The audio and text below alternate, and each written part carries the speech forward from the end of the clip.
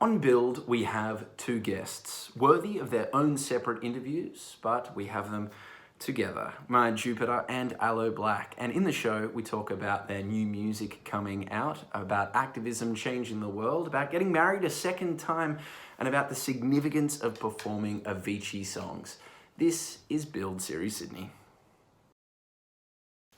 Look, I don't usually put on a tie for these interviews. This is Build in Isolation. I'm your host, Danny Clayton, and the reason I'm getting dressed up is because today's guests are very dear to me. It is superstar, world-class soul singer Aloe Black and powerhouse MC, TV host, radio host, activist, and more importantly, my reluctant big sister, Maya Jupiter. Hello, team. How are you doing? I love you, Danny. Nice to see you. Hey, Danny.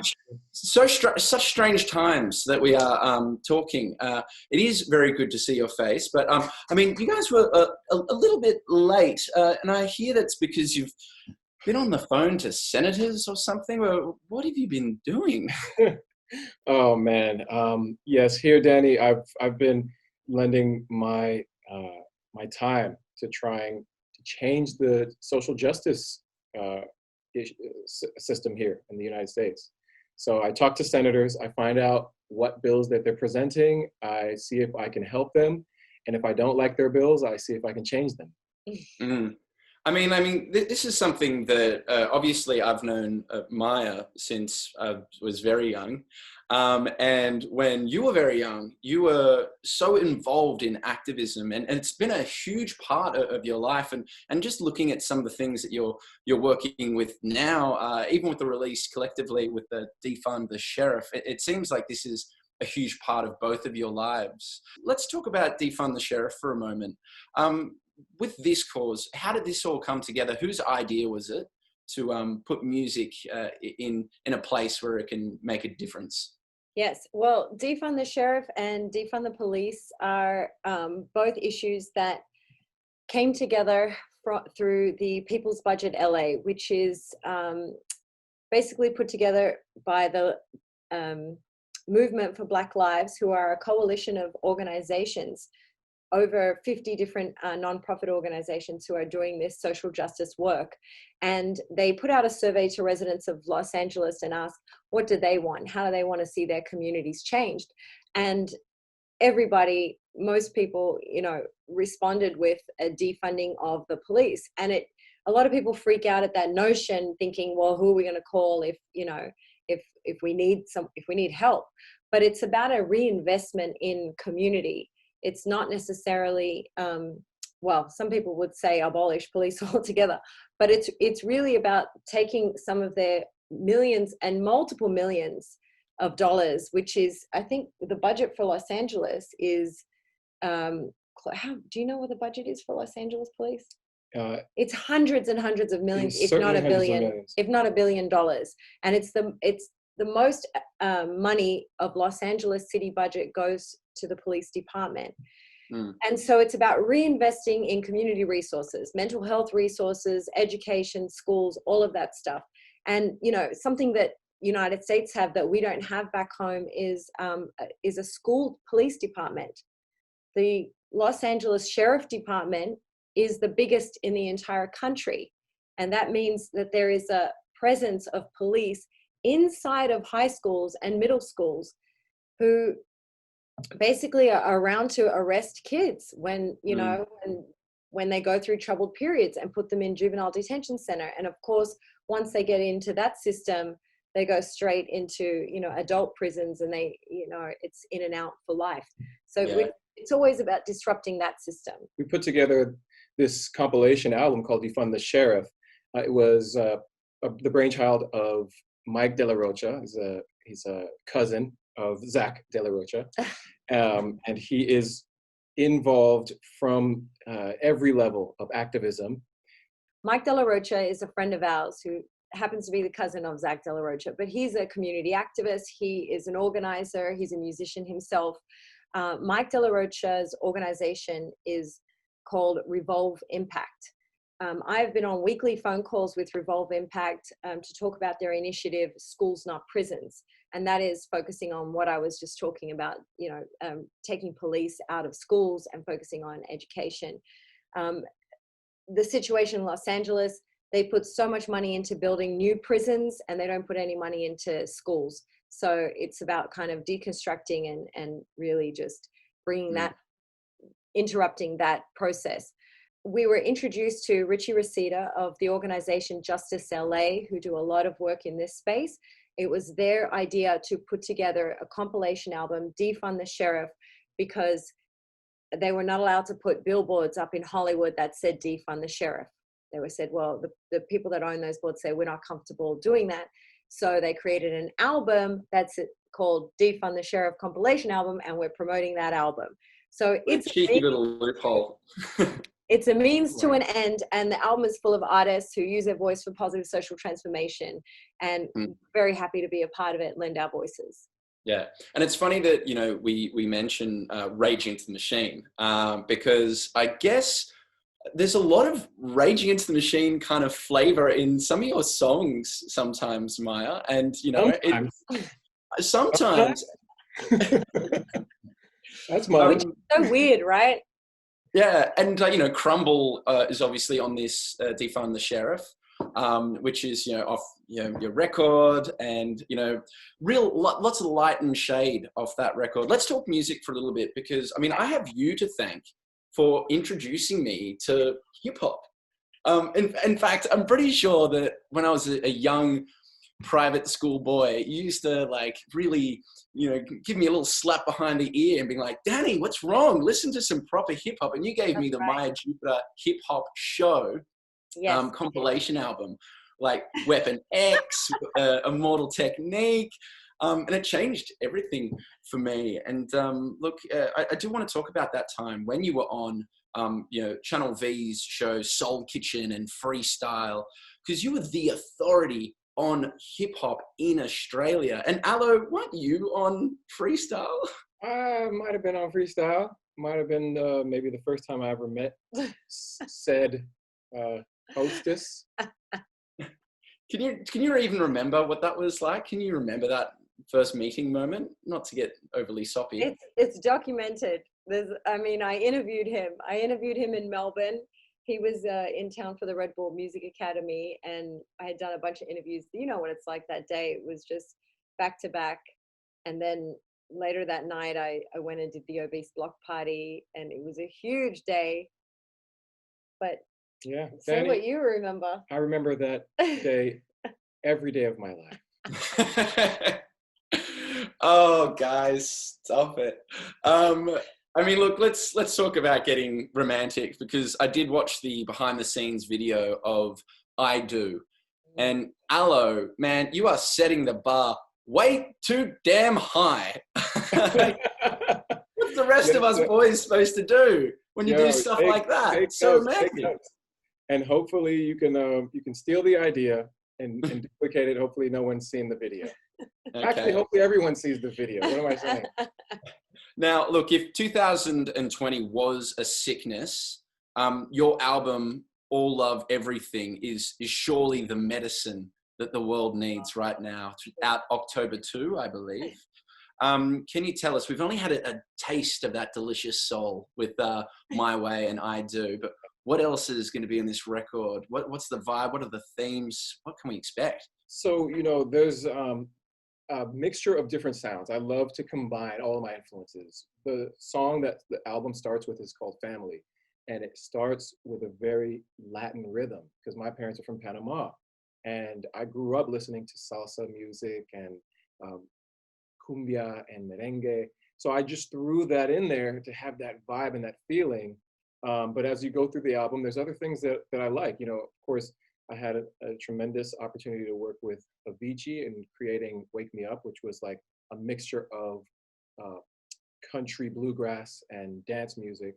So I continue using that kind of country folk vocal in a song called Harvard, where I talk about my experience in life compared to someone else that I meet just on the road, and how our lives are different, but in many ways it's the same. That song makes me cry. Does it? Yeah. Oh, he's performed it live a couple times pre-COVID. And yeah, and I was always like, what is this? What song is this? I usually hear the songs first, like through my daughter singing them, and I'm like, what's that? Oh, it's Daddy's new song. Oh, okay. She gets to, Or on stage. our daughter gets to hear the song when I take her to school. She gets to hear all the songs right off the day after I record the demo, and then she learns them, and then she'll be singing them around the house. And Maya will be like, "What is that?" There's so many that I can't keep up. But you know, I have to say this album, it's very personal for him, but it's not usually his style. And when I heard I Do, I was like, okay, but I wasn't like, oh, it's for me. I had to ask, oh, is that my song? Because I don't assume that the love song, you know, whatever, these songs are inspired by me. He's a writer. He can write, you know, he writes a song a day, if not 3 songs a day. So it's funny that kind of, you know, that was my reaction was, is it really? It is. But it's, yeah, the surprise, the video and the whole surprise was genuine, authentic surprise. I had no idea that he was going to propose again for our 10-year anniversary, or that my mum and my best friends were there, flew from Australia. That was just a huge shock. Yeah. So that was. When is the wedding, by the way? Sorry? When is the wedding? Is this something that's happened already? Or, I mean, what's Basically the video clip, yes. We had a Oh. ceremony and we shot the video in the same day, and that was that. That was the wedding, and she got a personal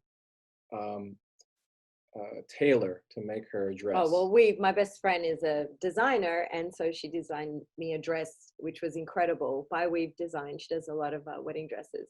It was a very beautiful dress. You looked stunning, may I say. Oh, thanks, love. And because, I mean, when we're talking about music and, you know, coming up with songs, I do recall when you guys were the absolute greatest mates ever, and let Sally King and I crash at your place. That one time, I know, so wild. To think back. But I remember you, Aloe, you almost constantly had like a melody, or you were constantly kind of humming. It's almost like you're in your head just churning out, you know, songs and ideas. When is the strangest time a song has come to you? And are you like every other musician where you have to get your phone out and record it into your phone immediately? I certainly am like those musicians who have to record it as soon as possible. Strangest times that songs come into my mind is in the middle of a meeting, when I am desperate to remember this idea. I have to respond to whatever's being communicated to me by whoever's in the meeting. And I'm wrestling with remembering this idea, but also formulating a thought to offer someone else. And it's not an enviable position. I value every idea I come up with, because I think about the Beatles, right? They would piece together songs that were just like little scraps of ideas from things that maybe didn't work. And I don't throw anything away. It's going to work for something later. He writes constantly. He's always, you know, humming a melody into his phone using the voice memo, or he's writing down ideas. Everything is in his phone, and it's nonstop. And sometimes it's like, I'm asking you a question, and he's somewhere else writing a song in his head, and it's like, it's frustrating. I would love to go through your phone and just like, I could become a musician. I could harvest. It's like the finding another team's playbook. They're random thoughts and random things, right? Yeah, but that's literally where they all come from. These, just like a couple of lines here and there that spark an entire song later. Yeah. I mean, you've been working on some new tunes as well, Maya, haven't you? I mean, I hear that there's a new EP coming on. Yes.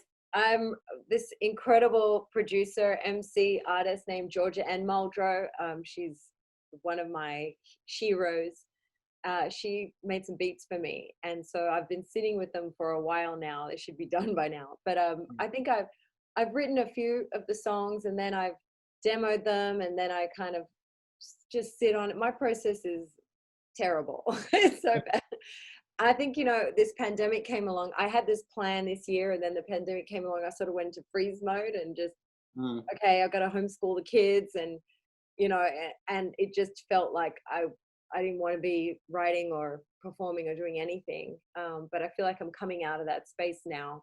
And so I'm like on a mission to finish it and release it by the end of the year. So Yeah, that juggling act of, you know, being a mum and also being an artist is probably quite difficult. But I mean, just on that note, one of the last times that I felt like just so incredibly proud of you, Maya, was at the 44th annual Peace Over Violence Humanitarian Awards. I think is that correct? But this is like 2015. You were like pregnant, like not like a little bit pregnant, but you were like pregnant, and you were on stage dropping verses and dancing like this shimmering golden goddess. And I remember watching and not only laughing, but also just smile. I was like, this is so awesome. And it's so Jupiter. God, what was that performance like for you, being a very pregnant woman? I'm trying to remember if I even planned on doing that. I think they had asked me. I had written the song for Peace Over Violence. It was called Never Said Yes, a song about affirmative consent. And I wrote it for them and their campaigns. And I think they asked me to get up at their awards. And I was just like, I don't know. It's like, just because I have a baby in my belly is not going to stop me feeling the vibe and catching the spirit and still doing, you know, what I do. But I see him in the corner of my eye, like, what are you doing? Like, that's my baby in there. Freaking out. One time I did a performance, I was pregnant with my son. When I was pregnant with Mandela the first time, my daughter, I got up on a chair at this event because we were in this restaurant and there was no stage. So I climbed a chair and he had just walked in. He's like, get down. I don't know. I feel confident in my body and how I can carry myself. I kind of knew I wouldn't fall, but yeah, I don't know. It's part and parcel. And the funny thing is that my kids, the songs that I recorded while I was heavily pregnant, like my son it's almost like he remembers that song because he loves that song. Always asked me to sing it to him. Madre Tierra is a song. And it's not a lullaby song, but he would ask me to sing it to him to go to sleep. And I'm like, but I think he remembered because I spent a lot of time recording it and performing it with the live band and all that. So. Whoa. I mean, that's strange. Like, that's really, really cool. But it's also, like, to me, when I think of you performing, I think of the first time I saw you perform, and I think that was at Foreign Heights, and you're like playing Get Yours, which isn't the kind of song that you'd want to play for a child, but by all means, Rocket Mum. On performing live, I mean, at the end of last year, one of the most incredible performances I saw you do, Aloe, was of course the nod to Mr. Tim Avicii, where you performed in Stockholm for like 60,000 people. It was shiver-inducing. It really was. And so just to watch it cause that kind of visceral reaction for a viewer, what was it like being on that stage and singing those songs? Oh, it was cathartic in a way. It helped to process a lot of the emotions that I personally had for missing Tim and dealing with his passing. It was very, very special though to feel his presence in the room through all of those fans and to see so much love coming from his home city. It was just a moment that you can never forget. You can never forget. Yeah. And I mean, looking back now, the song SOS that you sung with Avicii, I guess it takes on this entirely new significance. It's almost like haunting. So, is this a song that you continue to sing? And, how does that song make you feel now? Yeah. So, because of the experience that I had with Tim, because we had created, some of his biggest works, I feel that it is my responsibility to continue the legacy and to sing the songs. And so, yes, I do share Wake Me Up and I do share SOS. SOS is extremely haunting. When I received the lyric and the song, and the request to record it, I felt that it was, you know, I felt that it was it was coming too late. The message was coming too late. The SOS should have happened, you know, the year prior. And I wasn't in the room writing that song with him. So I don't know. I don't know if what would have happened if I was in the room writing the song with him, if I would have processed it differently and thought to myself, wait a minute, are we writing a song or is there something else going on here? You know? Mm. Um, and so, yes, I will continue to sing these songs just to continue the legacy, really. Definitely. And I think that we have reached a new era of time where it has become easier to discuss mental health. And I think that with people like you, both of you, you're so strongly for bringing these difficult conversations to the forefront and making it easier for everyone else to have the difficult conversations. I think it has become this time where we can discuss mental health, and particularly now when the world is very, very crazy. Is there anything that you personally do to make sure that you're both mentally healthy, that you're both fine and happy and capable of dealing with this tumultuous time?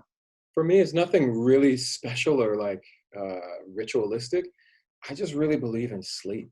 I honestly do. And if you can get a full day of sleep, like when I'm on an airplane traveling, right, you definitely have the option to watch, you know, whatever's on the TV screen if you're making a transatlantic or a trans-Pacific flight. But I just push myself to like put the dream shades on and just sleep, because it's one of the few times and rare times where I get a chance to have uninterrupted sleep because there's no kids on the airplane with me if I'm traveling. I think for me, it's important to have moments to decompress at the end of the day, especially, you know, you're dealing with the anxiety and stress. Everyone's taking it day by day, especially in Los Angeles where the numbers are really high. And, you know, one moment it feels like it's easing up and it's safe, and the next moment you don't want to leave your house. So there's a real, you know, ebb and flow of stress. And so we need to practice things that de-stress us, because especially being a mom of small children and parents of small kids, you don't even have to say anything. They pick up on your energy. And if you have high anxiety and stress, they will feel it immediately, and they will act out in ways that, you know, that you might not put two and two together, but you can see that this is, you know, this is how they're trying to process what's going on. So for me, I've been picking up a lot of creative things to do. So at nighttime, once the kids are in bed, I love to, right now I'm doing cross stitch. I'm doing some cross stitching. I did a paint by numbers Bob Marley portrait. At the beginning of the year, I did this, you know, I don't know, 1,000+ piece puzzle. Just things that, you know, that I can just listen to a podcast or, you know, sit there with some music on. In the beginning, I was listening to the quarantine DJ sets. I was like, great, let me put on some Questlove or D Nice and just do this while I listen, and just have moments to, you know, calm down and just, you know, have some quiet time. It's hard. He reads a lot of news and ingests a lot of information. I try to shut it off, and I'm looking at other sources of information. Like I did a course with this holistic pediatrician who offered, like, okay, here are all the supplements you can take, and if your child gets sick, this is what to look out for, and just kind of holistic, you know, ways to approach it. So I'm trying to do preventative work and not look too deeply at what's going on, because it's too much and it's really scary, and there's so much disinformation that's around. You don't really know who to believe, and if you believe everyone, you might start injecting chlorine into your body or something. I've been doing a lot more in the garden. I've been saving almost every seed from every fruit and every vegetable that I can. Yeah, and sprouting them, and, you know, I don't know, that avocado seed that you were trying to like regrow. disgusting, man. Just throw it away. Thank you. You should see my kitchen. Mm. Everything that we purchase is being sprouted, and I've Yeah. got cherry pits in my freezer because they're in hibernation. Oh my gosh. I have a weird dream of being the guy who just, you know, guerrilla planting. I'm Ron Finley's apprentice. planting trees everywhere around the city, and just, Mm, you know, where did this mango tree come from? Where did this avocado tree come? Well, yeah. I think it was Whatever out. makes you happy and keeps you healthy. I mean, you go for it, Aloe. What will make the world happy is when All of Everything drops October 2. I'm very excited about that. I'm excited to see you both perform live once again. I want to see you on the stage shouting and spitting and getting angry, Jupiter. That's my favorite Jupiter. You got the angry one. And of course, I want to see Little Rock and his dance moves out at like Falls Festival 2011 when you had the crowd going. I want to see that love. I want to see that vibe from Aloe, and just both of you. I just can't wait to see you in person in the future sometime. And it has been an absolute pleasure talking with you both. I am very fond of you as humans. And thank you so much for coming on Build Series Sydney. Thank you, Danny. We love you. Mwah. Thank you for having us.